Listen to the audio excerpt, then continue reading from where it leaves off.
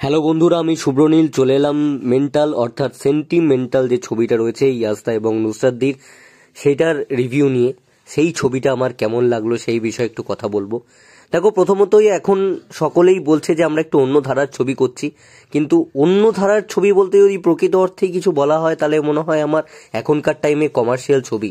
এবং এই ছবিটা কিন্তু 2012-13-তে আমরা যে ধরনের ছবি দেখে কমার্শিয়াল যেসব স্টার সুপারস্টারদের ফ্যান হয়েছিলাম, একদমই সেরকম একটা ছবি এবং ভিজুয়ালি ভীষণ খরচা করে একটা ভালো বানানো ছবি তোমাদেরকে ভরপুর আনন্দ দেবে। খালি একটাই কথা বলবো, লজিক ছেড়ে যেও, লজিক খুঁজতে যেও না। যেমনটা তোমরা হিন্দির ক্ষেত্রে খোঁজো না, অন্যান্য বড় স্টারদের ক্ষেত্রে চোখ বন্ধ করে আনন্দ করতে হলে যাও, সেভাবেই যেও।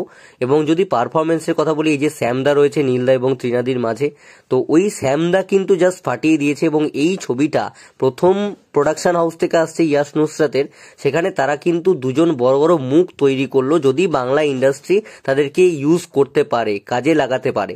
একটা হচ্ছে গানের দিক থেকে বলবো কেশব দে, একটা বলবো নেগেটিভ রোলে শ্যাম, জাস্ট ফাটিয়ে দিয়েছে। মানে সায়ন্তনীর চেয়েও কিন্তু শ্যামের পারফরমেন্স মানুষের মন কাড়বে, জাস্ট ফাটিয়ে দিয়েছে। ওর ফিউচার কিন্তু ব্রাইট, ও স্পেশাল অ্যাট্রাকশন এই ছবির, আমি বলবো। এবার যদি আমি অভিনয়ের কথা বলি অর্থাৎ ইয়াসদা এবং নুসরাতদির, তাহলে বলবো তাদেরকে আমরা যেভাবে দেখি তার চেয়ে কিন্তু অনেক বেশি খেটেছে এবং অনেক বেশি ইমপ্রুভড অভিনয় আমরা দেখতে পাবো। আইটেম সঙ্গে তৃণা সাহার প্রেজেন্স বেশ ভালো লাগে সিনেমা হলে যখন আসবে। এবং গানে কিন্তু যেভাবে আমরা রেসপন্স দেখেছি, ইউটিউব এবং সোশ্যাল মিডিয়ায় ঝড় তুলেছে, রিলস বানানো হচ্ছে, গান কিন্তু সত্যিকারেরই মানুষের মন কাটছে হলে। মানুষ কিন্তু সিটি মারছে, গান গাইছে রীতিমতো গুনগুন করে হলে। তো এটা কিন্তু অনেক বছর পর আমি লক্ষ্য করলাম, সত্যিকারেরই কিন্তু গান ভীষণ ভালো হয়েছে।